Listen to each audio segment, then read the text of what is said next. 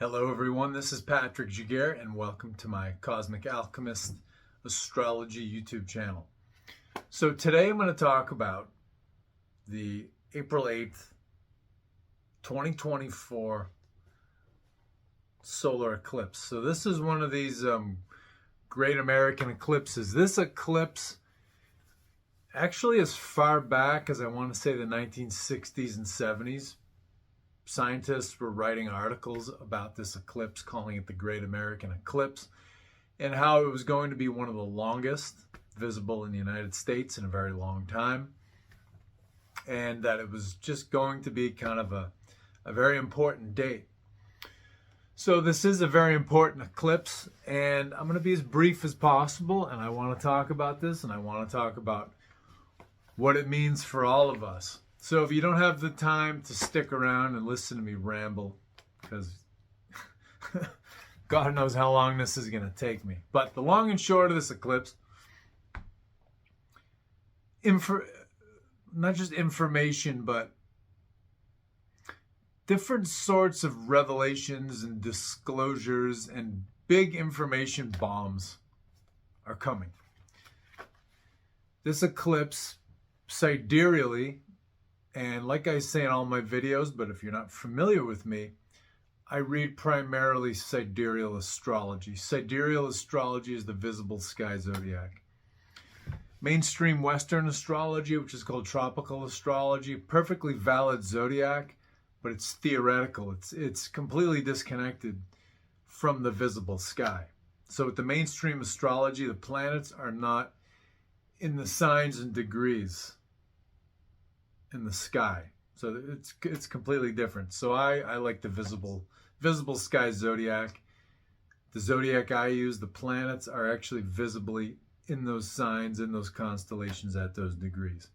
So anyway, this eclipse, it's in sidereal Pisces. It is at what, 25 degrees sidereal Pisces. Lunar Mansion constellation of Hermea. Vedic name is Revati. So again, in summary with this eclipse, truth bombs coming, disclosures, revelations. Now, like I often say, these are not the types of stories that come out on the front page of all the major corporate newspapers and the whole world believes it. So it's not going to be the kind of, Japanese Empire bombs Pearl Harbor type of headline. And then everybody pretty much goes, oh, okay, it must be true. It's in the newspaper. And then, all the military-aged men go sign up for the military. And they go fight in a war that they don't even understand. It's not one of those kinds of things. Information's going to come out. Half the population is not going to believe it. Half the population is. And there's going to be, for every real story, there's going to be 10 bullshit stories from,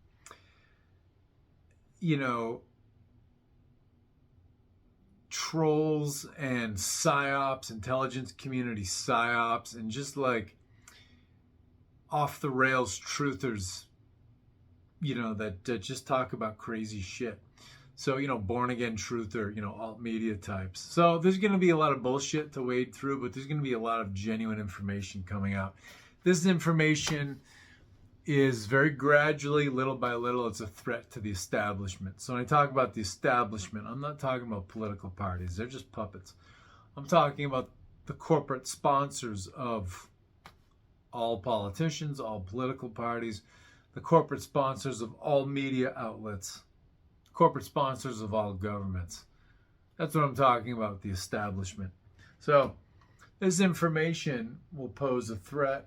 They'll try to counter it, but they keep losing ground. So yeah, big deal here. Now this eclipse, it's going to be visible 4.5 minutes over the United States of America. So this eclipse originates, God, I can't remember the name of the islands, but there's a small archipelago to the west of Mexico in the Pacific Ocean. That's basically where it's first visible. And this eclipse moves southwest to northeast, which is interesting because, you look at my my rune work, not just my rune work, but the way I do rune work. You look at the world tree, the Aegis Yalmer, or the yantra, the bagua, the medicine wheel, whatever you want to call this 8-leg diagram. Southwest to northeast. Southwest is Helheim. It's Hellhome. It's the unconscious mind. That's the southwest. Northeast is the Asgard. It's the home of the celestial gods. It's your super consciousness. So information is supposed to flow from the northeast to the southwest, because basically the super consciousness keeps all of the information, all the craziness of the unconscious contained. So information is supposed to flow from northeast to southwest. But there's basically a ghost door in the northeast in Asgard in the super consciousness. So this ghost door allows energy from the unconsciousness, from hell, from Hellhome, to enter the home of the celestials, into the super consciousness.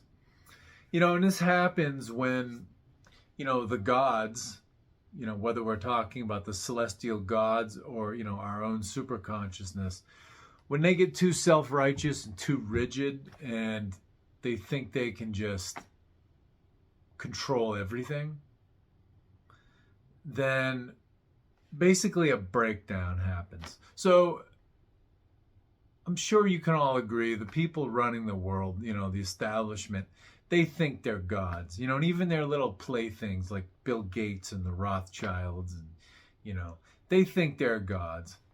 So when the gods get too full of themselves, they fall, they collapse, they have a twilight of the gods. So this eclipse does a lot to mark this twilight of the gods.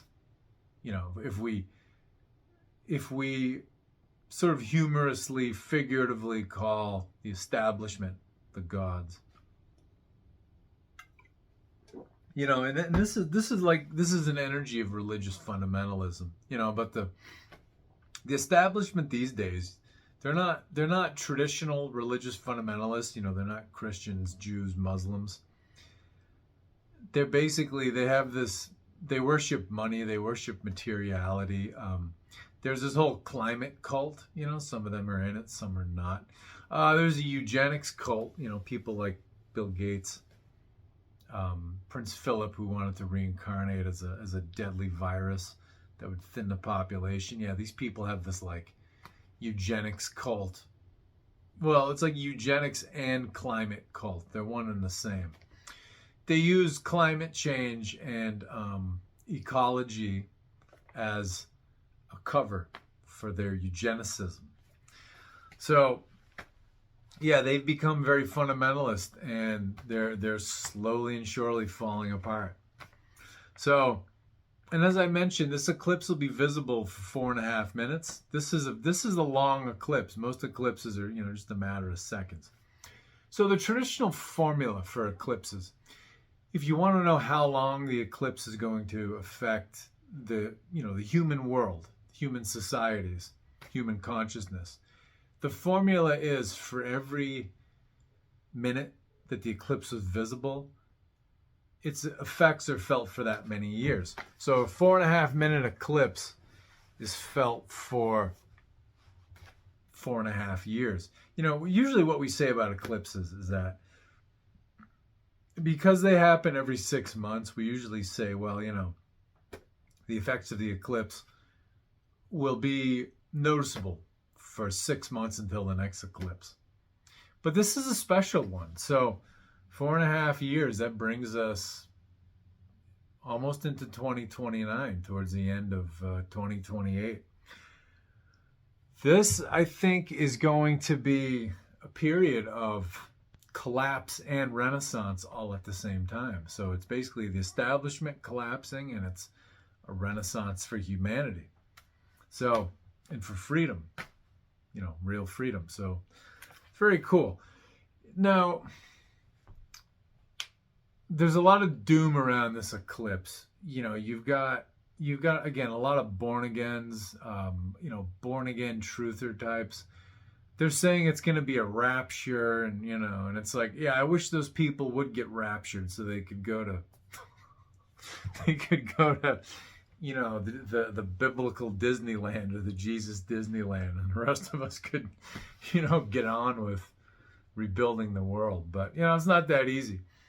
And these people are like, oh, it's going to be 3 days of darkness over America. And it's like, well, it's actually the third day of darkness in 7 years, because August 2017, August 21st, 2017, there was a solar eclipse visible over the United States of America. And then there was an eclipse visible in, October 2020. So, yeah, and then the one, tomorrow, April 8th.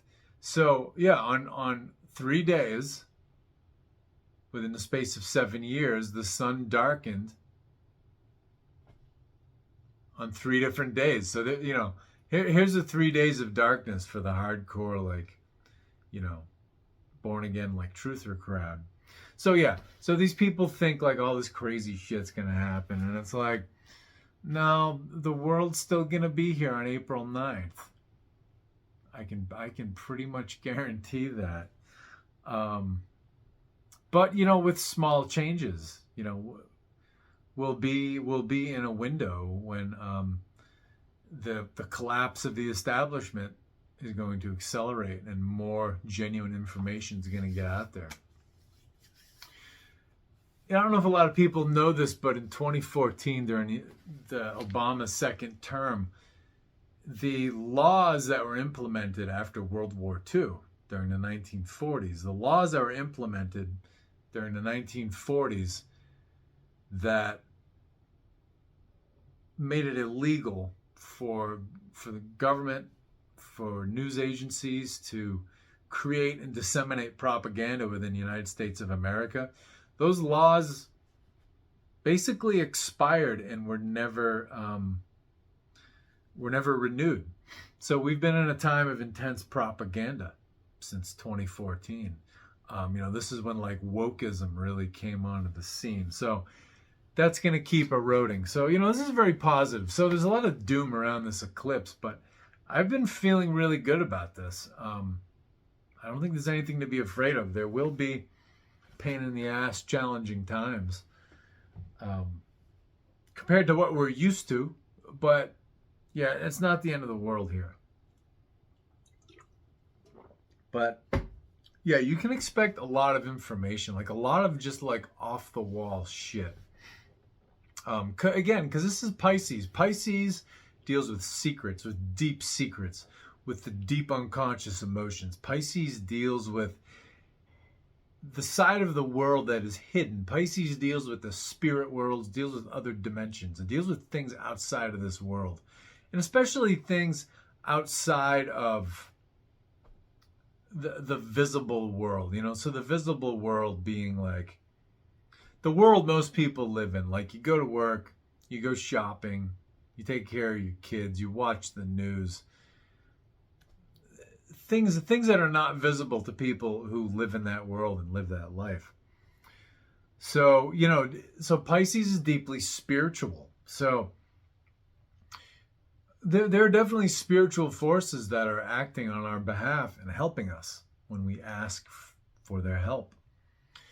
And it's an interesting thing about QAnon, where QAnon talks about the white hats, and and they say, oh, the white hats, they've got ankle bracelets on Joe Biden and Hillary Clinton and all the baddies, or they've already arrested Joe Biden and Hillary Clinton and Barack Obama, but they have body doubles, or they have people in masks acting just like them, and they have to do this so people don't freak out. But the white hats, Donald Trump and the Pentagon, who are totally good people, are completely in control. What they're doing is they're conflating this idea of white hats, who QAnon supposedly works for, they're conflating the idea of white hats and higher dimensional, extraterrestrials, light beings, gods, elves, angels.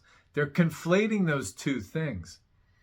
So, I think, higher dimensional beings, they can definitely orchestrate events in the human world. So, yeah, there are definitely forces acting on our behalf, but, we have to do things.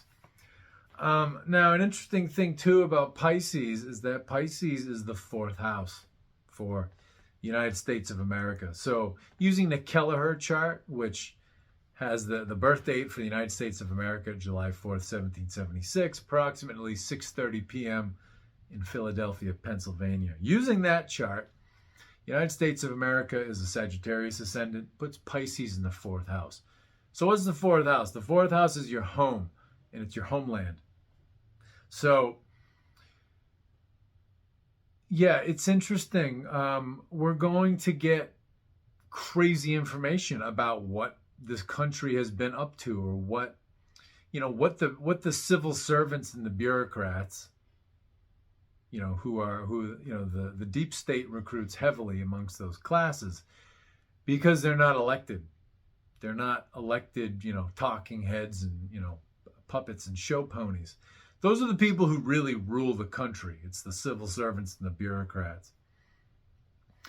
So all this crazy information that's going to be coming out, it's going to be about what these people have been up to for years, so that we could live in this American dream Disneyland with every possible comfort at our fingertips.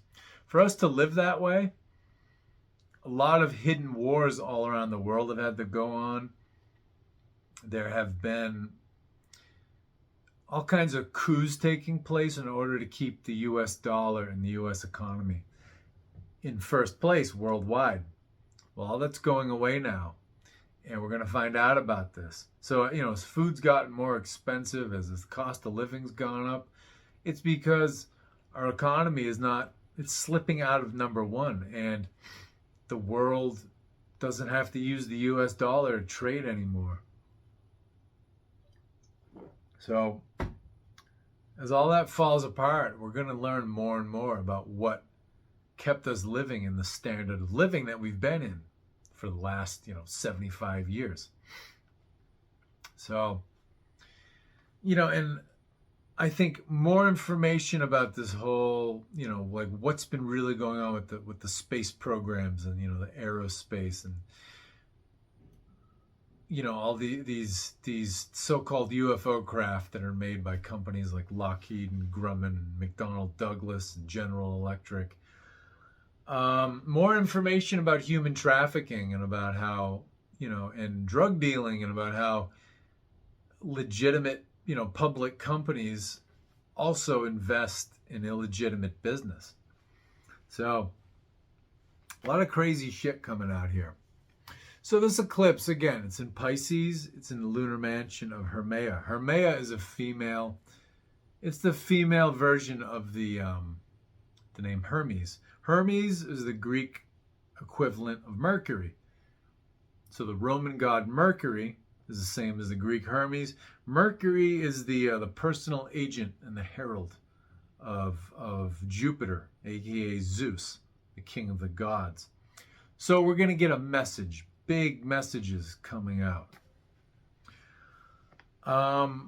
So Mercury rules this lunar mansion. Mercury at the time, well, right now, and at the time of the eclipse, Mercury is in retrograde. Mercury, when the sun is eclipsed, will be at 0 degrees Aries. So this is Gandanta. This is the cusp between Aries and Pisces. So Mercury is moving backwards from our point of view, leaving Aries, going back to Pisces.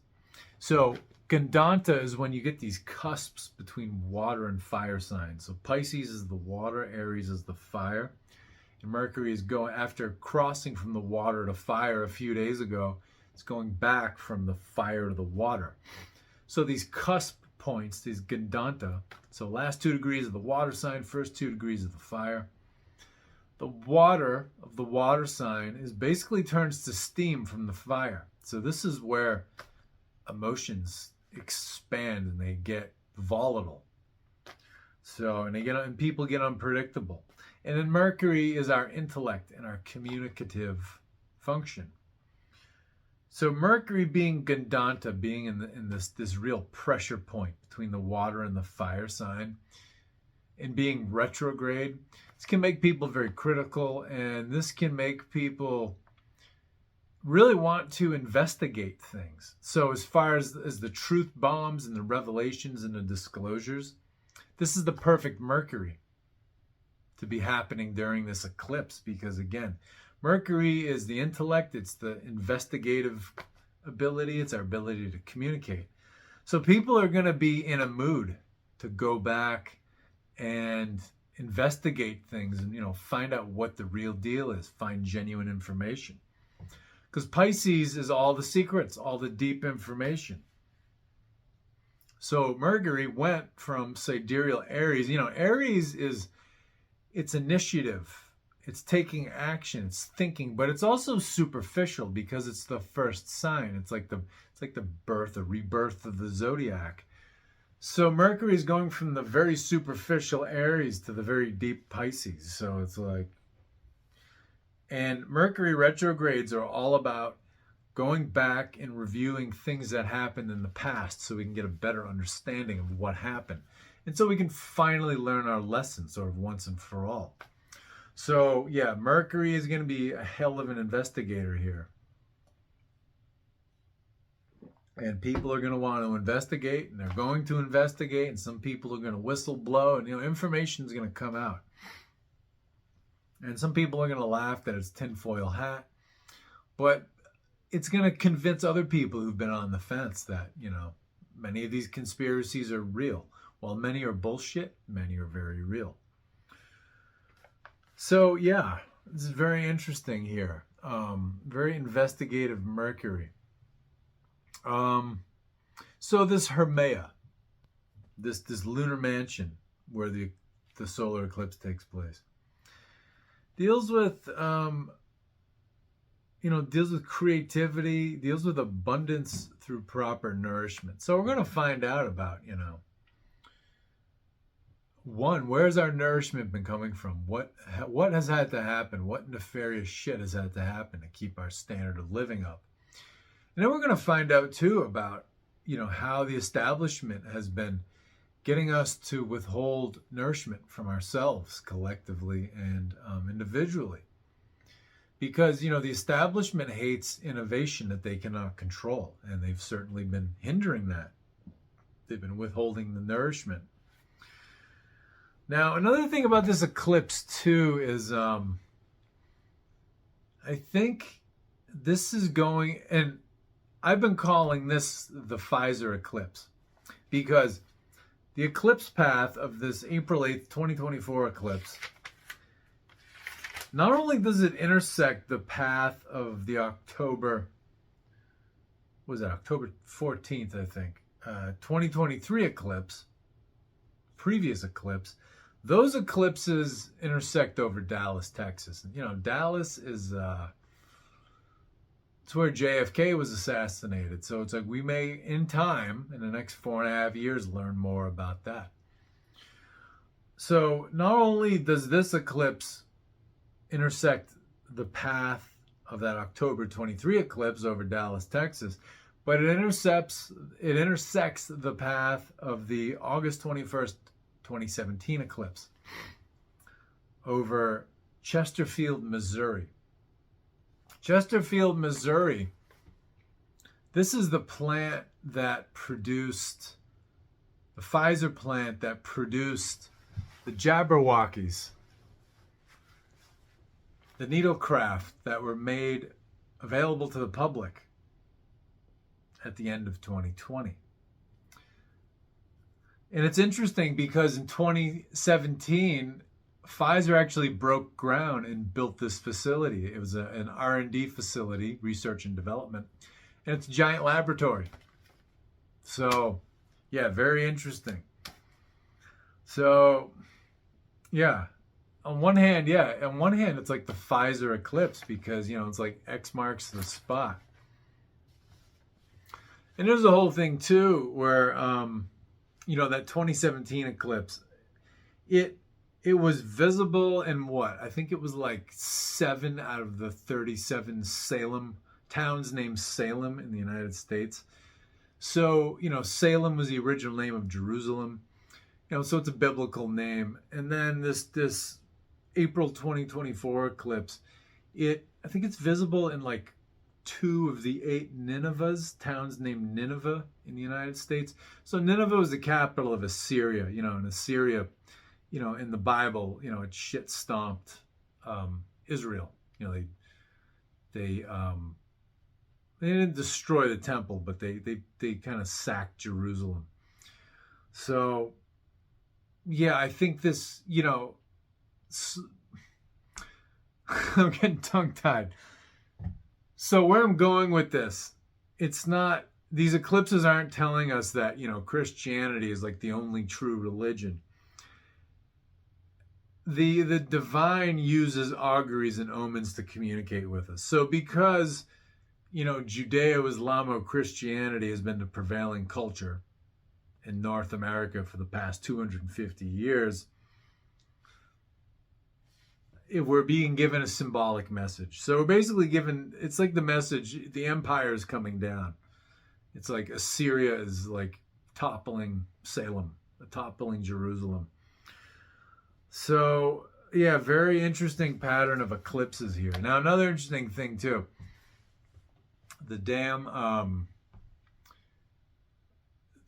April 2024 eclipse path, like I said, intersects the eclipse path of October 2023 over Dallas, Texas. 1788 had the exact same pattern of eclipses. There were 2 of these North American eclipses, and they made the X over Dallas, Texas area. Not exactly over city center, but over that general area, the general locality. And 1788 was an interesting year because delegates from the 13 original states of the United States of America were meeting at the Constitutional Congress. They were trying to draft a constitution. So, and the funny thing about the Constitution is like, it's kind of a screw job. It gets glorified. It's like the Bill of Rights.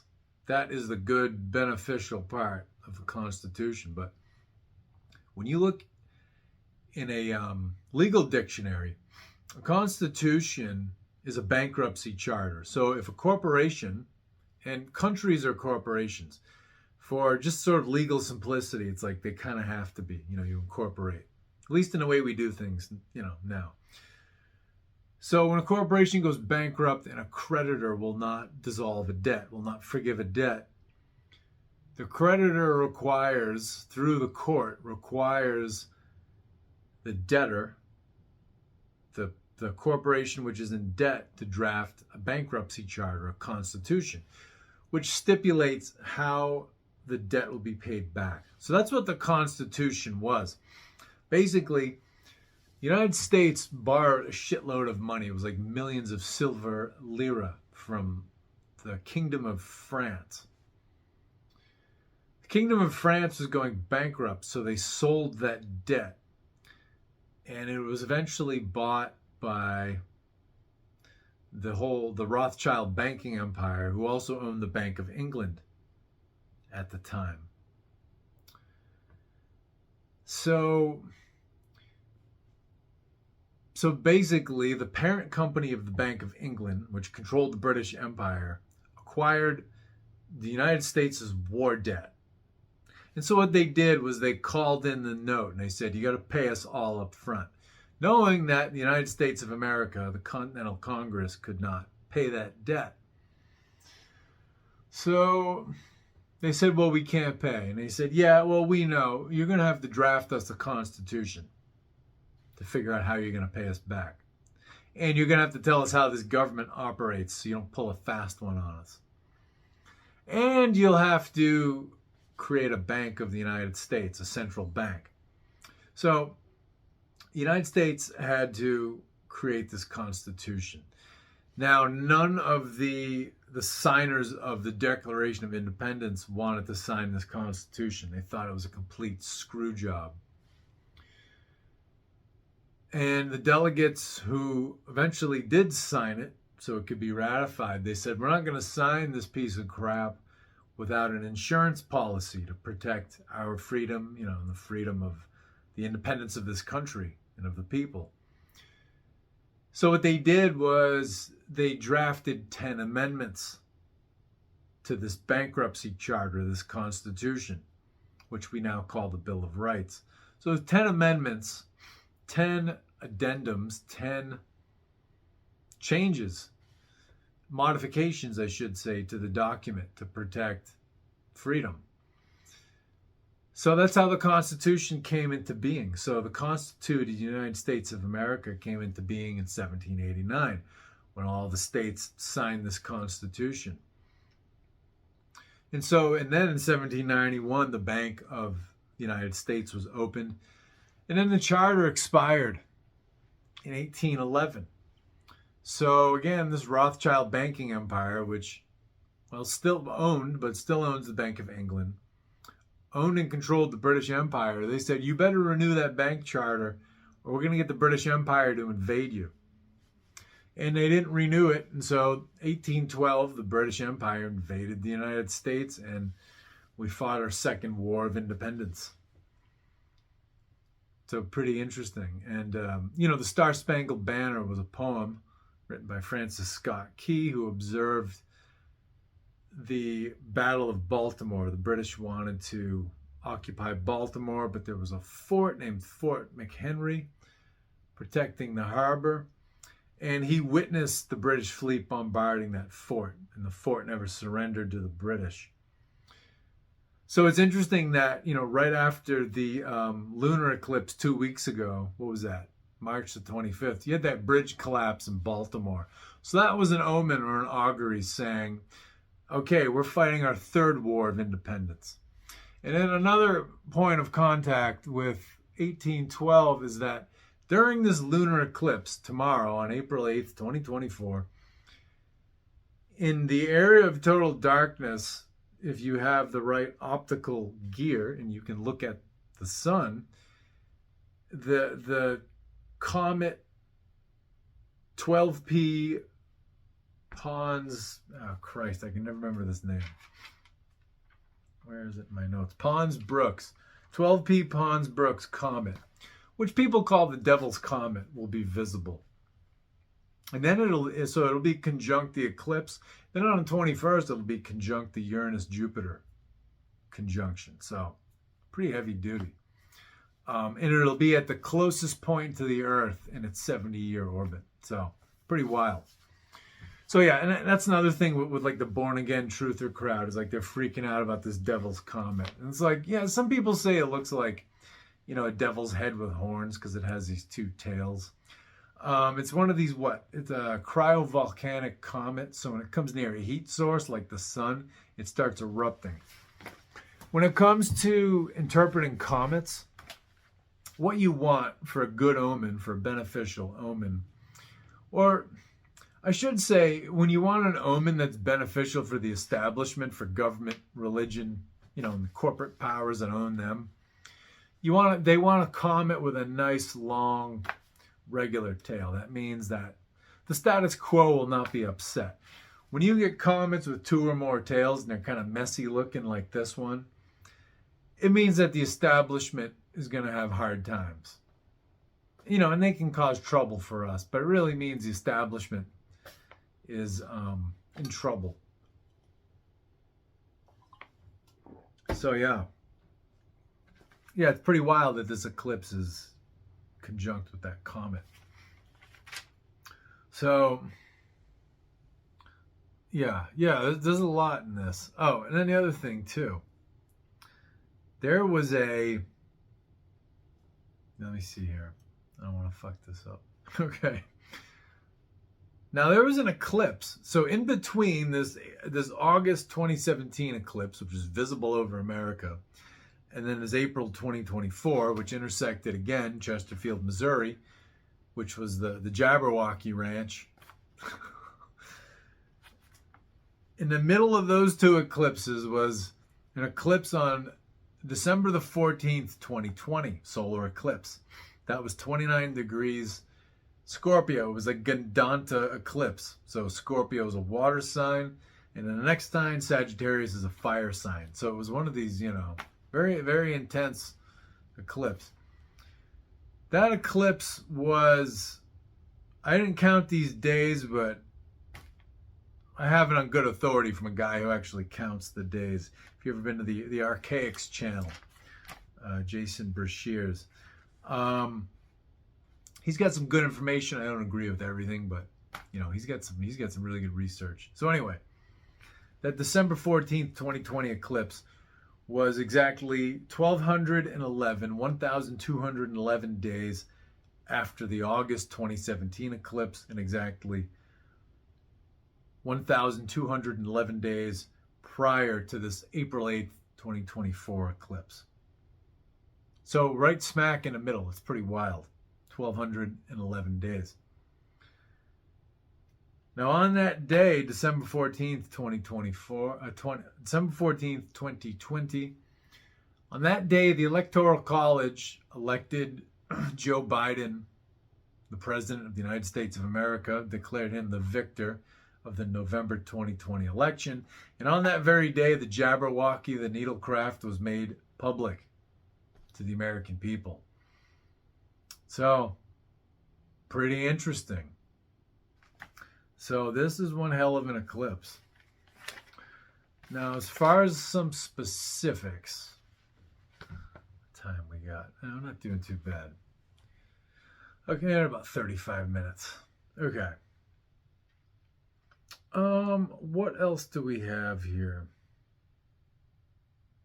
Oh yeah, another thing during this eclipse, we have an out of bounds moon. So out of bounds moon, people feel emotionally crazy, but a lot of that going around lately. What is the next thing I wanted to go into? Oh yeah. Now at the time of this eclipse, we have Mars and Saturn conjunct in sidereal Aquarius. Saturn is at home in Aquarius. Mars is not particularly weak or particularly strong in Aquarius. But a Mars-Saturn conjunction, this is volatility, explosiveness, it's setbacks. Because they have very different opposing natures. Well, I should say, complementary, maybe not so much opposing. Saturn is limitation. Saturn slows things down, makes us do things the right way. Mars, on the other hand, is all about action, about speed. Not as fast as Mercury, but Mars is about action, vitality, wants to get things done. Mars is impulsive. Mars is violent. Every 2 years, Mars and Saturn conjunct. So you get setbacks here. So when we look at where this happens, when you look at the lunar mansions, Mars is an Aegeon. Aegeon it's all about deep unconscious emotions and deep intuitive messages coming up from the unconscious. Aegeon is ruled by Rahu. Saturn will be at the cusp of Aegeon and Chimera. So you've got setbacks here in Aquarius because of big information, big stories coming out, big realizations. So not good for the establishment. Now, they're very close to a fixed star here. The fixed star that they're conjunct with, so Saturn's conjunct within 1 degree, Mars within 3. At 21 degrees sidereal Aquarius, you have a Jupiter-ruled star called Ashurnar. Ashurnar deals with royal power, wisdom, leadership, spirituality. So I think this Mars-Saturn, it's about spirituality, causing setbacks for royal power, for leadership, for those who think they're wise but they're not. So very interesting here. What else do I want to go into here? Yes, and then at this time too, you have Jupiter and Uranus within 2 degrees of one another. So they're conjunct. In Aries, Jupiter is at 24 Aries, Uranus is at 26 Aries, and then on the 21st of April, they will conjunct at 27 Aries. So we look at their placements. Uranus at 26 Aries is in Vesta, goddess of the sacrificial flames, in the temples where food offerings were burned for sacrifice to the gods. And then Jupiter at 24 Aries is in Hades, the god of the underworld. Makes us deal with uncomfortable emotions and memories and, truths that we don't want to deal with. Now, both of these stars are conjunct a fixed star called Botine. Botine is located at 26 degrees sidereal Aries. Botine is a Venus-ruled star. In the sign of Aries, the constellation Aries, it's in the loins of the ram. So the genitals of the ram, one of the things it deals with is sexual perversion. So yeah, we might get some stories about sexual perversion and human trafficking and child abuse and, all that kind of child trafficking. Another facet to this whole eclipse event, we've got Venus setting. So Venus pretty soon is going to come within what? It'll soon be within 10 degrees of the sun by the end of the month. So so Venus is on its way down. It's setting. So it's been the morning. Let me see. Yeah, it has been the morning star because it's at a lower degree than the sun. So it's catching up with the sun. So it has been the morning star. It's going to catch up with the sun. It's going to go past it and become the evening star. So this is like this 10-degree orb around the sun. You can't see planets. So Venus is setting in, the beginning of the year, the first month of the year, which is March. March is the real first month of the year because of the spring equinox. So when Venus sets in the beginning of the year, first month of the year, you get the markets fall, you get conflict, and all that kind of stuff. It says a country in the East will fall. It's like, well, could that be, since the United States is 50 independent countries, at least it's supposed to be, could this be the government, losing power, losing influence? Let me see. Venus setting at the beginning of the year, bad for Venus-related countries. France is one of them. Ukraine is one. And it'll rise again in July. So a lot of these conditions will improve a little. Mercury is also, it's in the same boat. Mercury is setting too. So this means like an intensification and increase of plague and diseases. Now, speaking of which, I think because Pisces deals with deep unconscious emotions, I think this eclipse, it could potentially be an activator for the Jabberwockies, for the needlecraft. So people who've had them, it could activate side effects. Who knows? But the astrology suggests it, having this eclipse here and having this Mercury setting. And another little detail I wanted to add about the Jupiter-Uranus conjunction. This signals the rise of freedom and of human rights in the world. Because Uranus, co-ruler of Aquarius, which is like the people, we the people. Jupiter, the giver of gifts and freedom and expansiveness. The two of those conjunct, it's a good signal, for just we the people. Okay. What was the other thing I wanted to talk about here? Oh yeah, Mercury, this retrograde Mercury, which will be at 0 Aries during the eclipse, conjunct with a fixed star called Acamar. Acamar is at 29 degrees sidereal Pisces. It is a significator of noble spirits, beauty, intelligence. So this is going to give people who are investigating or whistleblowing or communicating, it's going to give them power to drop some truth bombs. Okay. I think that's pretty much it. That's a shitload of information. You know what? Last thing I want to leave you with. So, front running this eclipse inside of the eclipse season. Now, an eclipse season, so 2 weeks between a lunar eclipse and a solar eclipse, or vice versa, depending on what order they occur in. March 25th was the lunar in Virgo, and then April 8th is the solar in Pisces. So within this eclipse season, you had that bridge coming down in Baltimore from, that ship lost power, lost steering. You had that bridge come down in Baltimore, which has this whole 1812 relationship. Then on April the 3rd, you had a bolt of lightning strike the torch of the Statue of Liberty. Now, most people call the Statue of Liberty, Lady Liberty, the goddess Liberty, Libertas.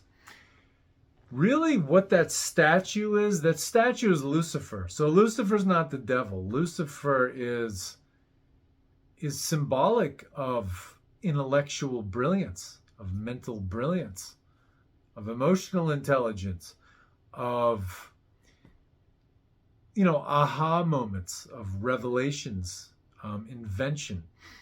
Lucifer is also, it's the hope of the common people, because another name for Lucifer is Rahu. Rahu in your chart marks basically your passion in life, which is why you were born here. You weren't here to appease, or at least in my view, in like the pagan worldview, you weren't born to basically suck up to a God who loves you but might throw you away if you don't think correctly. He might throw you away if you're not perfect enough for him, but you better glorify him and worship him. So, in this pagan worldview, your purpose for being alive is to follow your passions, do what you want, do what gives you fulfillment. It's not to, glorify a God who might throw you away if you're not perfect enough for him, send you to eternal separation and torment. So yeah, that's what Lucifer is all about. It's what drives you in your life, what gives you fulfillment and happiness and passion. So that's what the Statue of Liberty really is, because he's got the sun rays on his head, he's got the light. In that statue, the features are totally masculine. The face, he's got muscles under his robe, it's not breasts. It's not a woman, that statue. People often say it looks like Apollo. So in the Masonic world, Apollo and Lucifer are intentionally conflated. You'll hear about like Masonic lodges called an Apollo lodge because of the prevailing church culture for many years in society. You couldn't say anything non-derogatory about the god Lucifer without Christians going into neurosis and psychosis. So they had to call it the Apollo Lodge. So yeah, so that Statue of Liberty, it's not really Apollo, it's really a statue of Lucifer. So now the word Lucifer comes from this Indo-European word Luca. Luca means like a flash of brilliance, a flash of lightning, a flash of mental and intellectual brilliance. So that lightning hitting that torch of that statue of Lucifer, the dawnbringer. And even Jesus in the book of Revelation says, I am Lucifer, because he says, I am the morning star. Lucifer is the morning star. Is Venus, which rises before the sun when it's the morning star. It heralds the dawn. So it's not the true light, but it's the messenger of the true light. So yeah, Lucifer, Loki, Rahu, basically the soul's messenger, the dawnbringer. So, losing my train of thought a little bit. Yeah. So Luca is this Indo-European word for the flash of lightning. So this lightning hitting the torch of the statue of Lucifer on Liberty Island in New York Harbor, that means something big is coming. Some big revelation, disclosure, whistle blow, truth bomb, whatever the hell you want to call it. Something big is coming.